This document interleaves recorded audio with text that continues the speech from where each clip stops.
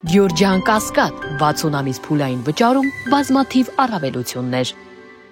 Եվ այս տաղավարից եւ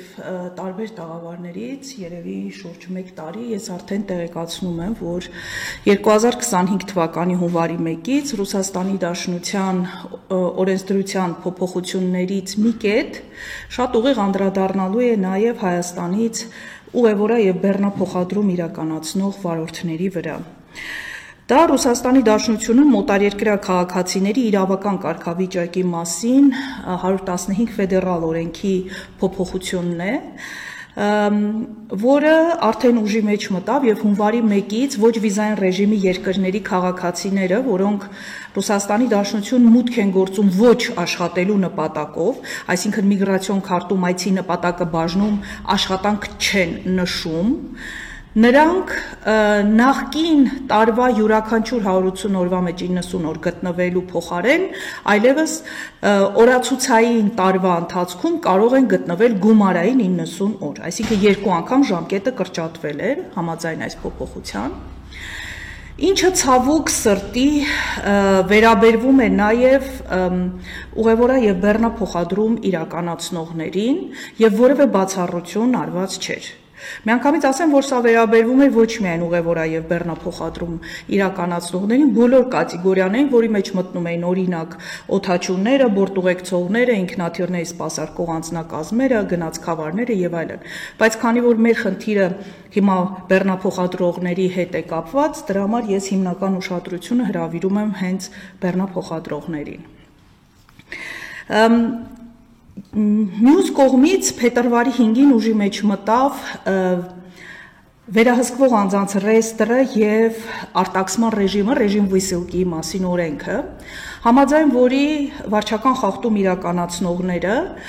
որոնք գտնվելու ժամկետից ավել կմնան ՌԴ-ում կամ պայմանագրի ժամկետի ավարտից հետո նոր պայմանագիր չեն կնքի, բայց կշարունակեն մնալ Ռուսաստանի Դաշնության տարածքում, ժամկետի մեջ բուժզննում չեն անցնի եւ այլն, այսպիսի վարչական խախտումներ իրականացնողների համար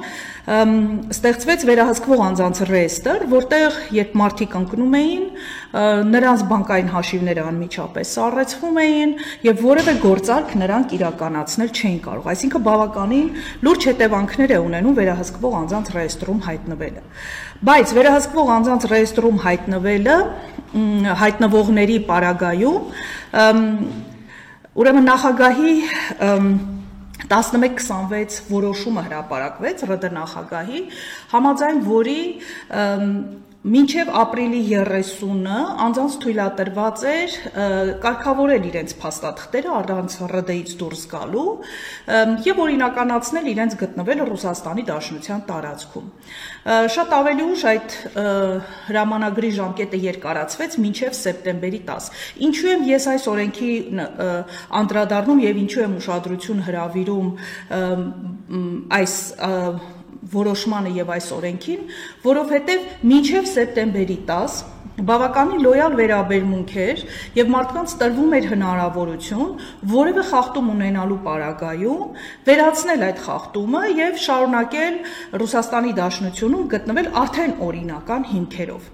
Ուստի մինչև սեպտեմբերի 10-ը որևէ խիստ հսկողություն որպես այդպիսին ոստիկանության կողմից չի դրսևորվել նաև փոխադրումներ իրականացնող վարորդների նկատմամբ եւ նրանք վարչական տույժերի չեն ենթարկվել։ Բայց այս սեպտեմբերի 10-ից հետո եւ այսօր արդեն մենք հոկտեմբերի 13-ն է, այսինքն 1 ամիս շարունակ բավականին խիստ ոստիկանությունը հետևողականորեն ստուգում է բոլորի անձնագրերը եւ հաշվում այն օրերը, որքան են նրանք ավելի մնացել իրենց օրինական թույլատրված 90 օրից։ Այսինքն 90 օրը լրացել է ենթադրենք հունիսին, մինչև տվյալ պահը, երբ իրենք ստուգում են իրականացնում, հաշվում են, թե քանի օր է ավել մնացել տվյալ անձը Ռուսաստանի Դաշնության տարածքում։ Միանգամից ասեմ, որ ուրեմն վարչական իրավախախտումների մասին 114-րդ դաշնային օրենքի 27-րդ հոդվածը ունի կետեր, որոնք նախատեսում են, թե ինչ 11-ից 14-րդ հոդվածներն են, թե ինչ ժամկետների պարագայում ինչ տույժեր են նախատեսված։ Եվ համաձայն դրանց, եթե անձը իր օրինական գտնվելու ժամկետից 90-ից 180 օր ավելի է մնում, դրվում է մուտքի արգելք 3 տարի ժամկետով։ 180-ից 270 օր ավել գտնվելու պարագայում մուտքի արգելք 5 տարի ժամկետով, իսկ 270 եւ ավելի օր գտնվելու պարագայում 10 տարի ժամկետով։ Ես արդեն ունեմ 1 տասնյակից ավել այդպիսի վարչական իրավախախտման վերաբերյալ որոշումներ, որ ուղարկել են վարորդները, որտեղ հստակ նշված է, որ իրենք Ռուսաստանի Դաշնությունում գտնվելու ժամկետը խախտել են եւ գտնվել են ավելին ու հաշվարկած են 138 օր, 146 օր եւ այլն։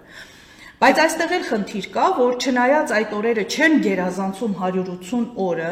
միևնույն է այս անձանց մուտքի արգելք դրված է 5 տարի ժամկետով, այսինքն նրանց պետք է գոնե 3 տարով դնեին մուտքի արգելք, բայց արդեն դրվել է 5 տարի ժամկետով։